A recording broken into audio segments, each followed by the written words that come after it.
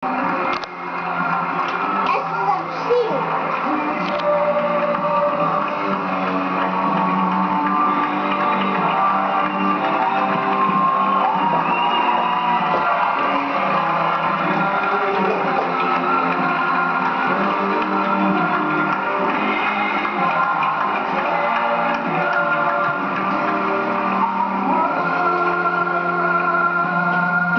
će pobedniku uručiti gradonačelnik Beograda Dragan Đilas.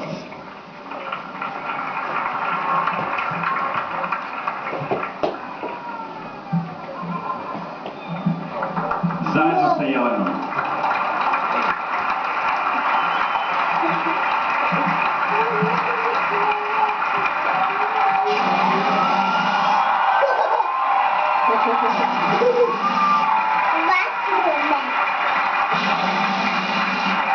Šta je to?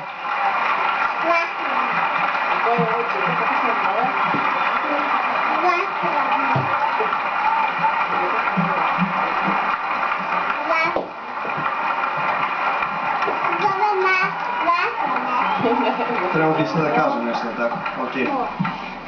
Više ti ne postavljam pitanje kao kao što još. to dolikuje ceremonijom. Pre svega, kao sportista, hteo bih da čestitam mom protivniku današnjem Lukašu Kubotu na fenomenalnoj nedelji i na najvećem uspehu u karijeri. I hope you understood what I said, more or less. I naravno, veliku zahvalnost dugujem mnogim ljudima. Naravno, moje familiji, glavnim organizatorima ovde, skupljačima loptica, linijskim sudijama, volonterima, svim ljudima koji su se dobrovoljno prijavili da učestvuju na ovom događaju sportskom i koji su doprineli ovakvom uspehu. Zaista kažem ovakvom uspehu jer stvarno mislim na sve vas, naravno i publiku koja je pomogla da predstavimo našu zemlju u najboljem svetu. Hvala vam puno.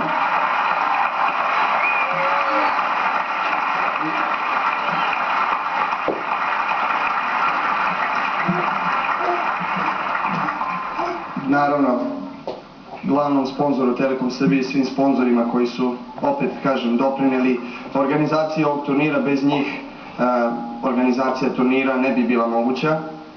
Iz materijalnog smisla znam da znate na što mislim. I naravno, Vlada Srbije, opština Stari Grad, hvala gradonačelniče, hvala svima stvarno na razumevanju i sledeće godine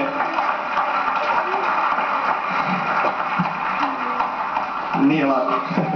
Prvi put držim govor pred domaćom publikom i zaista ne bi da budem skroman niti da želim ovo da kažem iskreno.